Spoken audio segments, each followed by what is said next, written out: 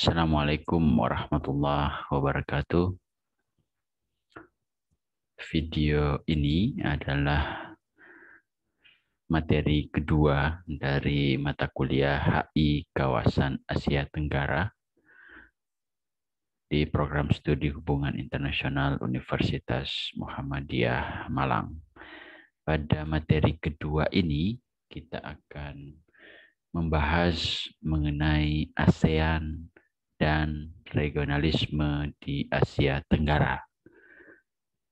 Materi ini berisi penjelasan tentang apa itu regionalisme, kemudian bagaimana perkembangan dan eksperimen regionalisme di Asia Tenggara hingga lahirnya organisasi regional yang kita kenal sebagai ASEAN pada tahun 1967. Dan di akhir kita akan melihat bahwa ternyata berdirinya ASEAN sebagai organisasi regional di Asia Tenggara itu diwarnai adanya skeptisisme atau keraguan terhadap eksistensi organisasi regional ini. Ya, saya akan memulai dengan menegaskan bahwa dalam perkembangan dunia yang terus berubah saat ini, kesuksesan suatu negara itu tidak hanya dilihat, tidak hanya diukur, tidak hanya ditandai dari kapasitas dan kapabilitas suatu negara dalam menjaga kedaulatannya atau dalam melindungi teritorialnya serta menciptakan institusi-institusi dalam negaranya yang kemudian berorientasi pada pembangunan dan kesejahteraan masyarakat, tetapi juga kesuksesan suatu negara dewasa ini sangat ditentukan oleh kemampuan negara itu beradaptasi terhadap perkembangan regional dan perkembangan global. Konsekuensinya adalah integrasi regional atau hadirnya forum-forum, organisasi, lembaga, dan lain seterusnya dalam konteks regional menjadi sesuatu yang dipandang teramat penting dan menjadi arena baru dalam interaksi politik dan ekonomi di dunia. Kenapa? Karena negara-negara menyadari bahwa dia tidak akan bisa hidup sendiri tanpa menjalin hubungan dengan negara-negara di sekitarnya, tanpa memiliki interaksi yang intens dengan para tetangganya, tanpa terlibat pada usaha-usaha kerjasama untuk membangun kemakmuran, kesejahteraan, perdamaian, dan stabilitas bersama. Karena itu, istilah regionalisme kemudian menjadi sesuatu yang dipandang penting dalam rangka membangun negara itu, memakmurkan negara itu sekaligus berkontribusi terhadap stabilitas regional dan stabilitas internasional.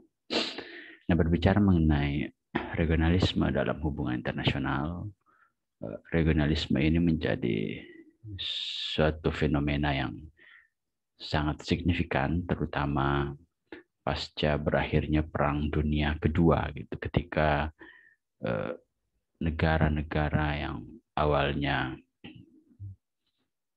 mengalami sejarah kelam penjajahan kemudian satu persatu merdeka dan kemudian menyadari bahwa pembangunan negaranya sangat membutuhkan adanya stabilitas yang kemudian mendorong perlunya kerjasama antar negara-negara tetangganya untuk sama-sama goes hand by hand, berjalan bergandengan tangan untuk mewujudkan kemakmuran bersama. Nah, Secara sederhana, regionalisme dipahami sebagai sebuah political process, proses politik yang mengarah pada integrasi dalam sebuah kawasan yang negara-negaranya memiliki kedekatan secara geografis. Nah, ketika kita berbicara mengenai regionalisme, maka konsep-konsep atau istilah-istilah yang kemudian berkelindan dengan itu antara lain seperti regional awareness, karena regionalisme perlu ditopang oleh adanya kesadaran regional bahwa kita atau bahwa negara-negara itu berada dalam satu kawasan, dan karena itu sesama negara yang berada dalam satu kawasan seyogianya hidup berdampingan, menjalin kerjasama dan sama-sama berusaha untuk menciptakan perdamaian dan stabilitas di kawasannya. Kemudian istilah lain yang juga berkelindan dengan regionalisme adalah regional cooperation. Regionalisme itu ditandai dengan kerjasama regional, kerjasama antar negara-negara dalam satu kawasan yang sama. Kemudian juga istilah interdependensi, kesaling tergantungan di mana satu negara dengan negara lain saling membutuhkan satu sama lain, mutual benefit. Bahwa tujuan integrasi regional, tujuan dari adanya kerjasama regional adalah sama-sama memperoleh keuntungan, sama-sama memperoleh kebermanfaatan, dan sama-sama kemudian bergerak ke arah kemajuan. Dan ada banyak istilah-istilah atau konsep-konsep, kata kunci yang kemudian berkelindan dengan perbincangan mengenai regionalisme. Nah, studi tentang regionalisme pada dasarnya memiliki dua kata kunci, yaitu bahwa regionalisme itu lahir untuk kemudian mendiskusikan atau untuk membahas, untuk memikirkan bagaimana konflik di antara negara-negara itu bisa diatasi, bisa diselesaikan, dan bagaimana kerjasama dan stabilitas itu bisa dibangun. Jadi studi tentang regionalisme secara umum mempelajari tentang bagaimana konflik di antara negara-negara itu bisa diatasi, bisa ditangani, dan bagaimana kerjasama dan stabilitas di antara negara-negara bisa dibangun, bisa diciptakan, dan bisa diperkuat. Nah, perkembangan regionalisme terutama pasca Perang Dingin mengalami perkembangan yang sangat pesat dan dipandang sangat signifikan seiring dengan accelerated globalization, seiring dengan perkembangan globalisasi yang menghadapkan negara-negara di dunia pada berbagai persoalan-persoalan yang harus diatasi, dan kemudian negara menyadari bahwa dia tidak bisa mengatasi masalah-masalah itu sendiri, dan karena itu mereka membutuhkan kerjasama satu sama lain untuk kemudian menghadapi ataupun merespon masalah-masalah global ataupun masalah-masalah internasional, masalah-masalah regional yang ada. Nah, konsep regionalisme merujuk, ini secara definisi lain dari regionalisme, merujuk pada transformasi heterogenitas. Jadi regionalisme itu ditandai dengan adanya transformasi heterogenitas di suatu kawasan, keberagaman dalam suatu kawasan, menuju pada homogenitas, kesamaan yang merujuk pada berbagai dimensi, terutama dimensi sosial, ekonomi, dan politik. Jadi kita menyadari bahwa negara-negara dalam suatu kawasan itu adalah negara-negara yang berbeda. Berbeda sejarah, berbeda latar belakang, berbeda secara sosiokultural, berbeda secara demografis, berbeda kepentingan nasionalnya, dan lain seterusnya, yang menjadikan sebuah kawasan itu sangat heterogen. Tetapi hadirnya regionalisme mendorong adanya transformasi. Heterogenitas itu menjadi sebuah homogenitas, di mana keberagaman tadi, heterogenitas yang ada, berusaha dihomogenkan dalam konteks ada tujuan bersama yang ingin dicapai, ada kepentingan bersama yang diharapkan, ada kerjasama untuk mewujudkan cita-cita yang sama yang ingin kemudian dibangun. Karena itu, regionalisme merujuk pada sebuah proses dan struktur pembangunan kawasan, struktur membangun region building, membangun kawasan dalam konteks ekonomi, politik, keamanan, sosial, budaya antar negara-negara dan masyarakat dalam suatu geografis yang saling berdekatan. Jadi kata kunci regionalisme adalah adanya geographical proximity yang kemudian menghubungkan satu negara dengan negara lainnya, sehingga melalui sebuah proses region building ditandai dengan adanya perkembangan-perkembangan kerjasama ekonomi, politik, sosial, budaya, dan lain seterusnya. Tetapi itu dulu.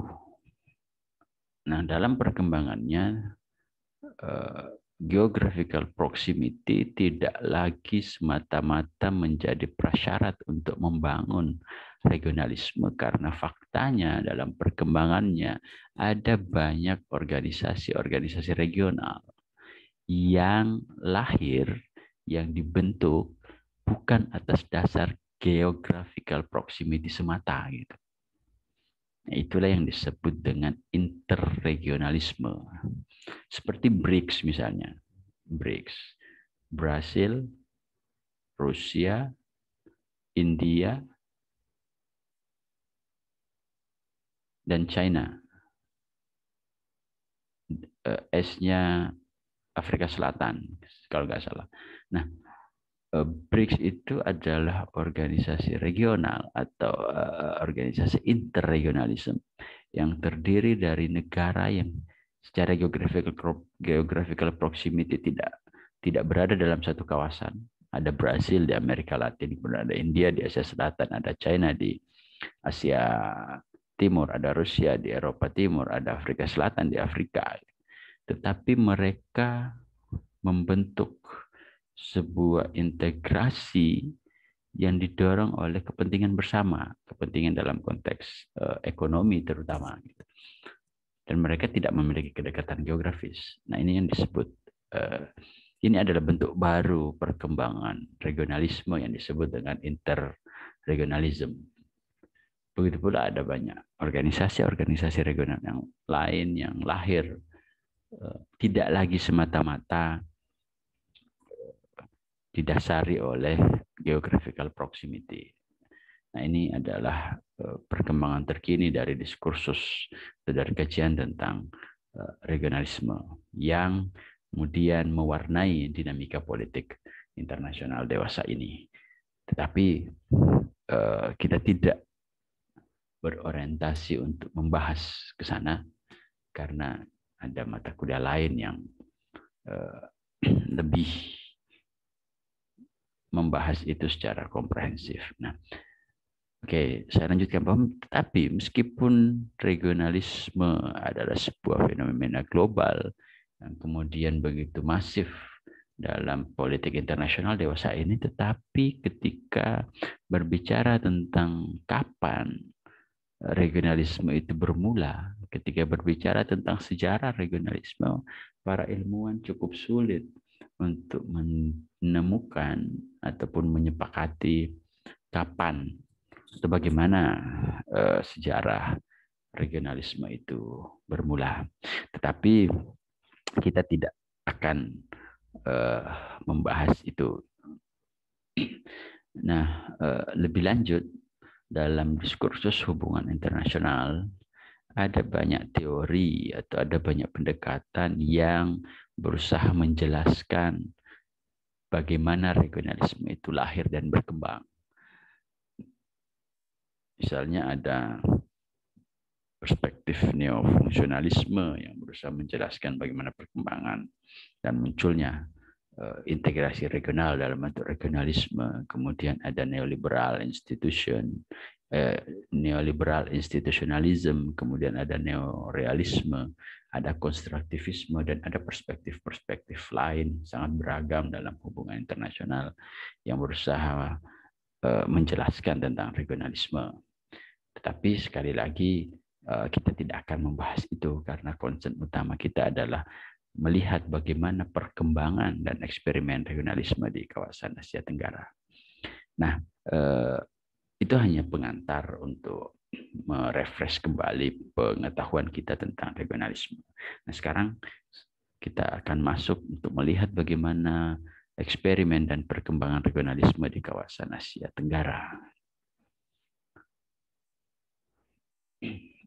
Oke, berakhirnya Perang Dunia Kedua tahun 1945 juga kemudian mendorong negara-negara Asia Tenggara untuk satu persatu memperjuangkan dan meraih kemerdekaannya dari para penjajah. Tetapi setelah negara-negara Asia Tenggara kemudian lepas dari prahara Perang Dunia Kedua, ketika negara-negara Asia Tenggara kemudian satu persatu menyatakan kemerdekaannya, segera kemudian kawasan ini masuk pada arena pertarungan dua ideologi dominan pada masa itu, yang dipimpin oleh Amerika Serikat dan Uni Soviet yang kita kenal sebagai Perang Dingin. Nah,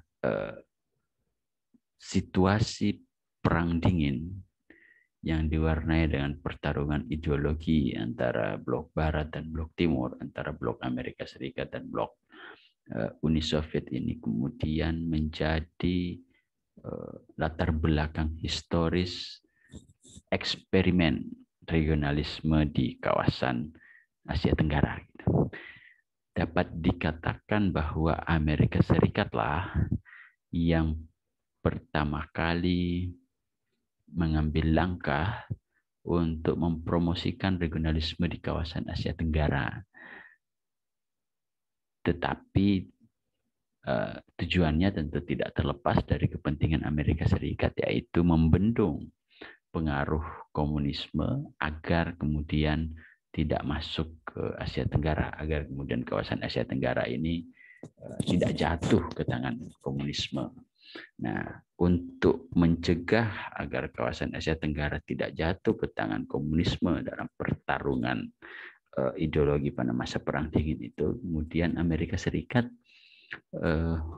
mendirikan sebuah organisasi yang disebut dengan SEATO, Southeast Asia Treaty Organization, organisasi Traktat Asia Tenggara pada tahun 1954 yang anggotanya terdiri dari negara-negara sekutu Amerika Serikat dan dua negara Asia Tenggara. Anggotanya ada Prancis, ada Inggris Raya, ada Selandia Baru, Australia, kemudian ada Pakistan, selain Amerika Serikat sendiri, dan dua negara Asia Tenggara yaitu Filipina dan Thailand. Bisa dipahami kenapa hanya ada dua, karena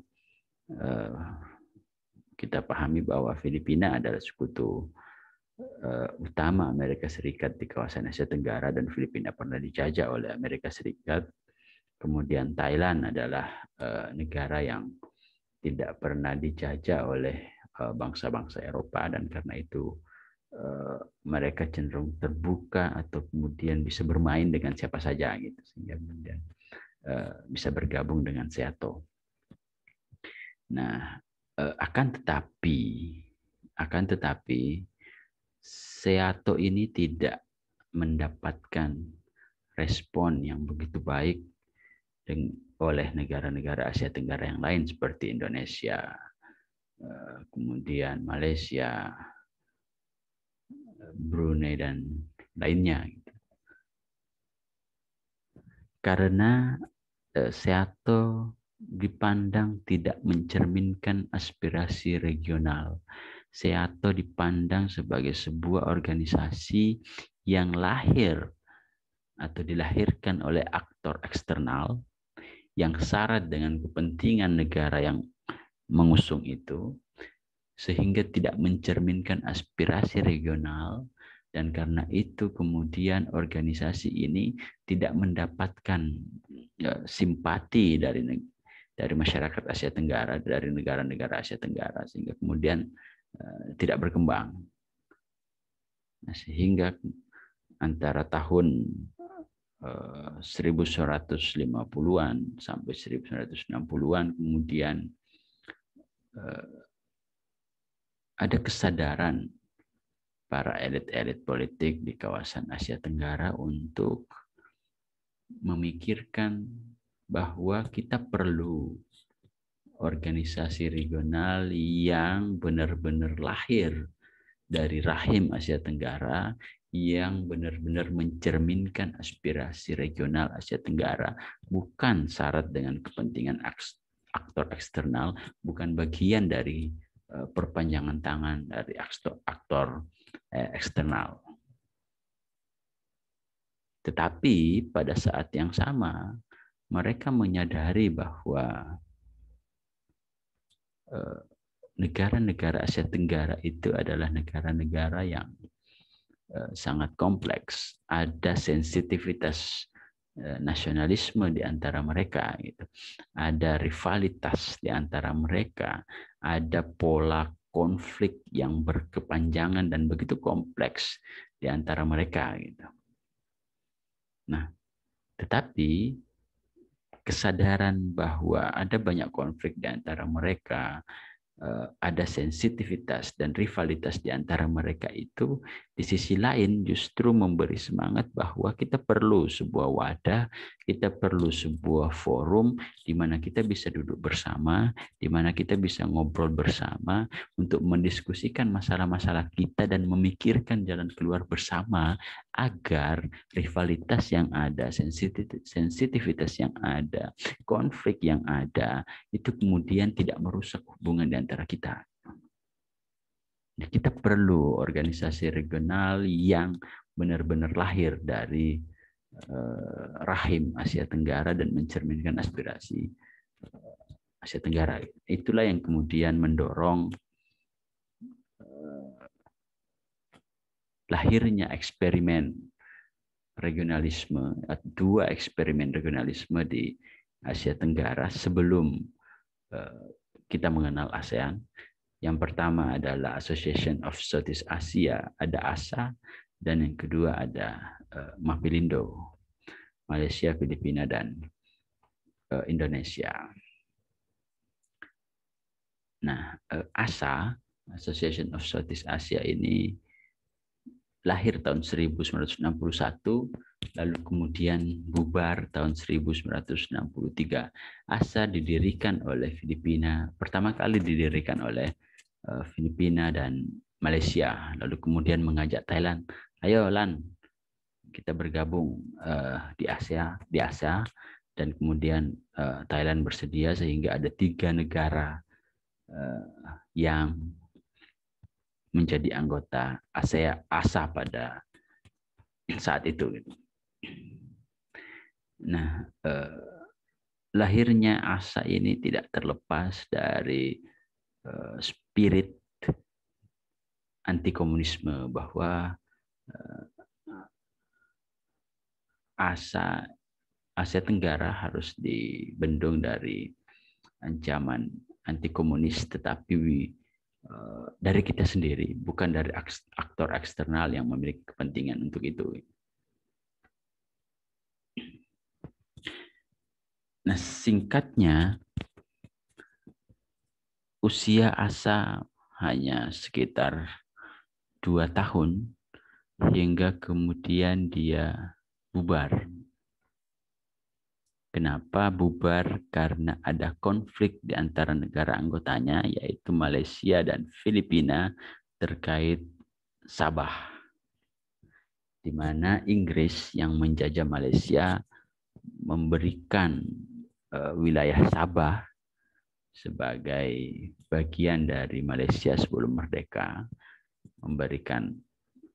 memasukkan Sabah sebagai bagian dari Malaysia, yang kemudian ditentang oleh Filipina karena Filipina memandang bahwa Sabah ini seharusnya adalah wilayah kami, gitu. Karena sejarah menunjukkan bahwa Kesultanan Sabah itu pernah menjadi bagian dari Kesultanan Sulu yang berada di kawasan Filipina, dan karena itu seharusnya Sabah adalah bagian dari Filipina. Nah, konflik dan ketegangan antara Malaysia dan Filipina ini kemudian menjadi cikal bakal kolapsnya ASA, bubarnya ASA dari yang berdiri tahun 1963, lalu kemudian bubar yang berdiri tahun 1961 dan kemudian bubar tahun 1963.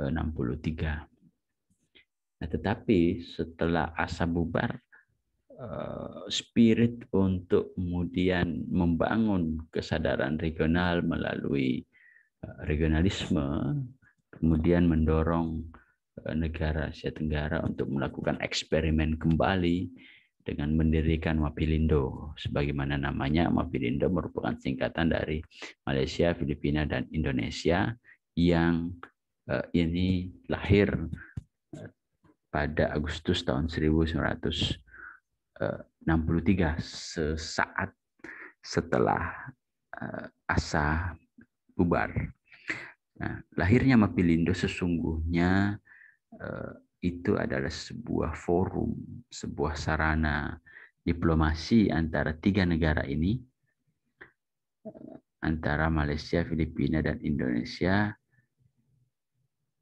khususnya bagi Filipina dan Indonesia untuk menunda deklarasi kemerdekaan Federasi Malaysia. Atau sederhananya, Mapielindo sesungguhnya dibentuk sebagai sarana diplomasi khususnya oleh Filipina dan Indonesia kepada Malaysia agar mendiskusikan persoalan Sabah gitu, dan menunda lahirnya atau deklarasi kemerdekaan Malaysia, menunda terbentuknya Federasi Malaysia. Karena menurut Filipina dan Indonesia, kita selesaikan dulu persoalan Sabah, bro, karena Indonesia juga punya kepentingan Sabah. Bagi Indonesia, Sabah juga harusnya adalah bagian dari Indonesia karena berada di wilayah Kalimantan bagian utara gitu. Sederhananya kira-kira Indonesia dan Filipina ingin mengatakan bahwa sebentar bro, kita diskusi dulu tentang Sabah karena kami berdua punya kepentingan juga tentang Sabah.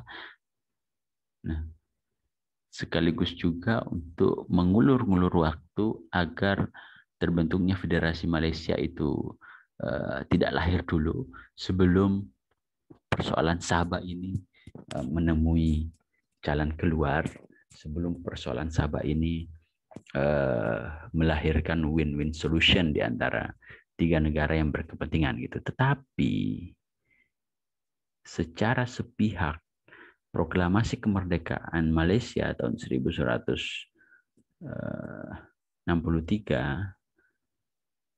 1 bulan setelah itu, kurang dari 1 bulan setelah Mapielindo lahir, kemudian menandai bubarnya Mapielindo. Karena Malaysia kemudian segera memproklamasikan kemerdekaannya, membentuk Federasi Malaysia yang memasukkan wilayah Sabah, Sarawak, dan Singapura sebagai bagian dari Federasi Malaysia. Inilah yang kemudian membuat Filipina dan terutama Indonesia begitu sakit hati karena menurut mereka ini kita masih diplomasi, ini kita masih diskusi melalui Mafindo. Kok tiba-tiba Malaysia sudah mendeklarasikan, memproklamasikan kemerdekaan sebagai Federasi Malaysia dengan memasukkan salah satunya Sabah sebagai bagian dari Federasi Malaysia. Nah, itu yang membuat Soekarno, Presiden Indonesia di masa itu begitu marah sehingga kemudian melancarkan, salah satu alasannya kemudian melancarkan konfrontasi terhadap Malaysia yang kita kenal dengan Ganyang Malaysia. Karena Mafindo masih melalui Mafindo mereka masih melakukan diplomasi mencari win-win solution, tapi kemudian belum selesai persoalannya, tapi Malaysia sudah merdeka duluan. Nah, sehingga lagi-lagi eksperimen regionalisme yang disebut dengan Mafindo menemui titik buntu dan kemudian gagal. Nah, meskipun ASA dan Mafindo kemudian bubar, tetapi kesadaran elit-elit politik negara-negara Asia Tenggara untuk mendirikan, untuk membentuk sebuah organisasi regional masih terus dipikirkan, masih terus diupayakan, yang kemudian mendorong mereka untuk bertemu dan duduk bareng untuk membicarakan masa depan kawasan ini, hingga kemudian melahirkan organisasi regional yang kita sebut dengan ASEAN. ASEAN sendiri lahir atau dilahirkan sebagai respon atas ketidakpastian yang terjadi pada masa Perang Dingin, gitu, sekaligus menegaskan posisi Asia Tenggara sebagai kawasan non-blok yang tidak berpihak pada blok Barat ataupun blok Timur dalam pertarungan Perang Dingin. Nah, itulah yang kemudian, kesadaran itulah yang kemudian mendorong para pendiri ASEAN untuk bertemu dan melahirkan organisasi regional yang kita kenal dengan ASEAN ini. Nah, pendirian ASEAN setidaknya ada 3 tujuan utama di masa itu mengapa mereka butuh organisasi regional, mengapa mereka butuh forum untuk duduk bersama, mengapa mereka butuh wadah untuk kemudian mendiskusikan persoalan-persoalan bersama. Setidaknya ada 3 tujuan penting atau tujuan utama. Pertama, bahwa mereka menyadari ada banyak ketegangan dan ada banyak konflik di antara negara-negara Asia Tenggara, dan karena itu dibutuhkan forum, dibutuhkan wadah, dibutuhkan organisasi untuk mereduksi ketegangan itu, untuk meminimalisir kompetisi yang ada di antara mereka. Yang kedua, mereka menyadari bahwa sebagai negara yang baru merdeka, sebagai negara yang kemudian sedang membangun, mereka butuh pembangunan sosial ekonomi yang stabil dan maju. Dan karena itu, dengan adanya forum, dengan adanya wadah, dengan adanya organisasi, dengan adanya institusi di antara mereka, setidaknya bisa mendorong promosi pembangunan sosial domestik, pembangunan kehidupan sosial ekonomi di antara mereka, yang dengan pembangunan sosial ekonomi yang ada, yang dengan rakyatnya hidup makmur, kemudian mereka percaya bahwa mereka bisa menghadapi ancaman komunisme ataupun ancaman aktor-aktor eksternal yang ingin menjadikan kawasan Asia Tenggara sebagai arena komunisme. Kenapa? Karena sebagaimana kita pahami, komunisme menjanjikan kemakmuran. Janji komunisme adalah unclassist society, masyarakat tanpa kelas. Janji komunisme adalah kehidupan yang makmur, di mana adanya kepemilikan bersama, tidak adanya kelas-kelas yang membedakan stratifikasi sosial masyarakat, yang kemudian bergerak pada kemakmuran yang sama. Nah, mereka menyadari bahwa apabila kita bekerja sama membangun kehidupan sosial ekonomi bersama-sama, maka rakyat kita akan makmur, sehingga narasi-narasi komunisme tentang unclassist society, tentang masyarakat tanpa kelas, tentang kemakmuran dan seterusnya itu bisa dibendung, bisa ditepis, bahwa kita tidak butuh itu. Kita tidak butuh ideologi komunisme untuk mencapai kemakmuran, karena kita sudah makmur. Ekonomi kita sudah tumbuh melalui kerjasama dan lain seterusnya. Nah, itu yang kedua. Yang ketiga, mereka menyadari bahwa kawasan Asia Tenggara ini adalah kawasan yang seksi. Kawasan Asia Tenggara adalah kawasan yang penting, yang kemudian menjadi arena perebutan pengaruh dan kepentingan aktor-aktor eksternal. Ada kepentingan aktor-aktor eksternal yang kemudian ingin menjadikan kawasan Asia Tenggara sebagai basis militer untuk kemudian memperkuat dominasinya, terutama dalam konteks perang dingin. Nah, mereka menyadari bahwa dengan adanya forum, dengan adanya wadah, dengan adanya organisasi, dengan adanya institusi regional, mereka kemudian percaya bahwa dengan kita bekerja sama, kita bisa mereduksi, meminimalisir pengaruh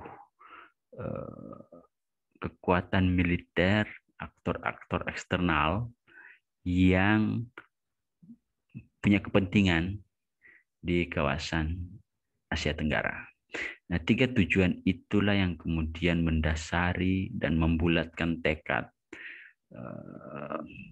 negara-negara Asia Tenggara pada masa itu untuk sama-sama meyakini bahwa kita butuh organisasi regional, kita butuh forum yang bisa menyatukan kita, yang jauh lebih baik dari 2 eksperimen regionalisme sebelumnya, yang jauh lebih baik dari Mapilindo dan ASA. Sekalipun mereka menyadari bahwa ada banyak konflik di antara mereka, ada banyak permasalahan di antara mereka, yang itu menjadi penyebab dari bubarnya ASA dan bubarnya Mapilindo, tetapi menurut mereka persoalan-persoalan itu setidaknya bisa kita reduksi, kita bisa tutupi, kita bisa diskusikan, kita bisa redam, kita bisa selesaikan, kita bisa stabilkan dan lain seterusnya dengan adanya organisasi regional yang lebih baik, yang lebih mapan, yang lebih kuat, yang lebih solid dan lain seterusnya. Nah, itulah yang kemudian mendorong mereka bertemu di Bangkok dan kemudian menyetujui, mendeklarasikan apa yang kita kenal sebagai Deklarasi Bangkok sebagai cikal bakal berdirinya ASEAN pada 8 Agustus 1967. Sebagaimana kita pahami, ada 5 negara pendiri dari ASEAN, ada Indonesia, Malaysia, Thailand, Singapura, dan Filipina. Dari Indonesia diwakili oleh Adam Malik sebagai Menteri Luar Negeri Indonesia. Kemudian dari Malaysia ada Tun Abdul Razak sebagai Wakil Perdana Menteri sekaligus Menteri Pertahanan dan Menteri Pembangunan Nasional Malaysia. Kemudian ada Narcisco Ramos, Sekretaris Kementerian Luar Negeri Filipina. Kemudian dari Singapura ada S. Rajaratnam sebagai Menteri Luar Negeri Singapura, dan ada Thanat Khoman dari Thailand yang merupakan Menteri Luar Negeri Thailand. Nah, Deklarasi Bangkok yang kita kenal sebagai cikal bakal pendirian ASEAN ini memiliki 7 poin penting. Yang pertama, bahwa mereka bersepakat untuk membangun ekonomi, menumbuhkan ekonomi secara bersama-sama, membangun budaya dan menciptakan kemajuan sosial di antara mereka. Yang kedua, mereka bersepakat untuk menciptakan kawasan Asia Tenggara yang stabil dan damai. Yang ketiga, mereka bersepakat untuk berkolaborasi dalam bidang ekonomi, sosial, budaya, teknik, ilmu pengetahuan, dan administrasi. Yang keempat, mereka sepakat untuk bekerja sama, mutual assistance, dalam pelatihan dan penelitian. Kemudian yang kelima, mereka bersepakat untuk berkolaborasi dalam bidang agrikultur, pertanian dan industri, perdagangan, transportasi, komunikasi, dan meningkatkan standar hidup masyarakat. Lalu yang terakhir, mereka sepakat untuk yang keenam, mereka sepakat untuk mempromosikan Southeast Asian Studies, dan yang terakhir adalah mereka sepakat untuk bekerja sama dengan organisasi regional dan organisasi internasional demi kemajuan kawasan Asia Tenggara. Nah, itu 7 poin penting deklarasi Bangkok yang kemudian menandai lahirnya organisasi regional yang kita kenal dengan ASEAN.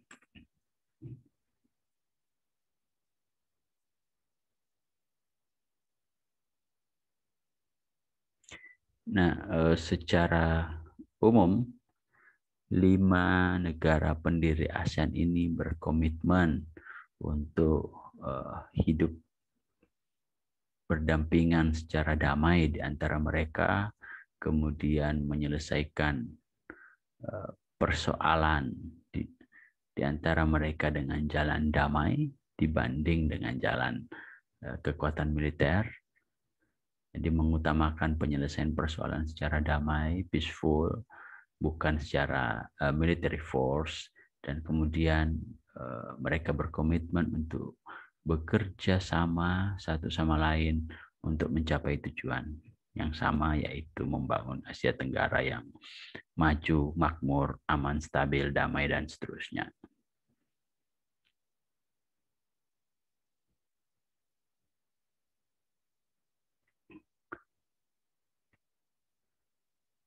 Nah, sejak tahun 1967 itulah kemudian Asia Tenggara memiliki organisasi regional yang disebut dengan ASEAN, Association of Southeast Asian Nations, yang kemudian menjadikan hubungan internasional, hubungan antar negara di kawasan Asia Tenggara punya 2 level. Yang pertama ada state to state bilateral level bilateral antar satu negara dengan negara lainnya, dan level multilateral dalam konteks ASEAN. Nah, dalam bilateral level ada hubungan kerjasama di antara negara-negara anggota ASEAN satu sama lain, ataupun hubungan kerjasama antar anggota negara ASEAN dengan negara lain di luar kawasan Asia Tenggara. Dan yang kedua, dalam konteks ASEAN level ada relationship, kedekatan, hubungan antar negara-negara Asia Tenggara dalam konteks ASEAN, dalam konteks satu organisasi regional, ataupun kerjasama negara-negara Asia Tenggara sebagai bagian dari ASEAN dengan negara lain di luar kawasan, termasuk negara-negara great power. Nah, yang terakhir, bahwa sekalipun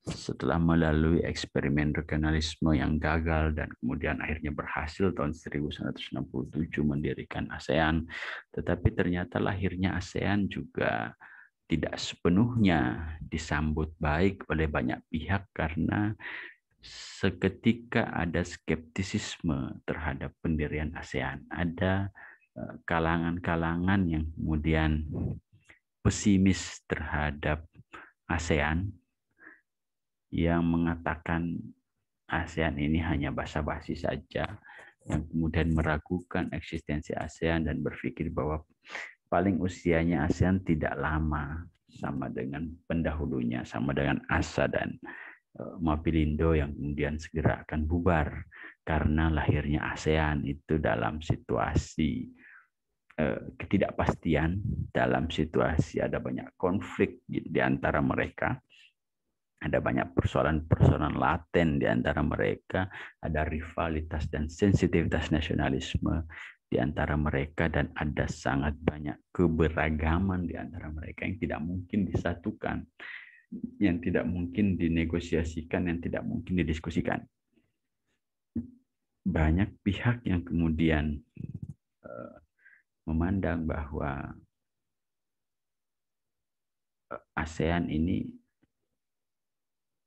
sama dengan ASA dan Mapilindo tidak akan bisa berkembang karena banyaknya konflik dan ketegangan di antara negara-negara pendirinya, apalagi dengan nama association. Namanya association, asosiasi. Asosiasi itu ikatannya lebih longgar, bukan organisasi. Ada skeptisisme ASEAN ini tidak solid, tidak kuat. Namanya bukan organisasi, tapi namanya asosiasi, perkumpulan, perhimpunan. Asosiasi itu cenderung lebih longgar, di mana orang berkumpul, berhimpun itu karena ada kepentingan yang sama. Tetapi ketika kepentingannya sudah berbeda atau kepentingan yang diharapkan sudah dicapai, maka kemudian satu persatu kemudian akan lepas dan kemudian bubar. Nah, ada semacam skeptisisme yang seperti itu mewarnai awal mula perjalanan ASEAN. Tetapi skeptisisme, keraguan terhadap ASEAN itu ternyata sampai hari ini tidak terbukti, karena faktanya ASEAN bisa bertahan sampai hari ini, bahkan kemudian berkembang. Jumlah anggotanya dari 5 kemudian menjadi 10 dan kemudian mengalami perkembangan yang begitu mengesankan dari masa ke masa, sekaligus ASEAN berhasil menepis segala keraguan yang pernah ada terhadapnya,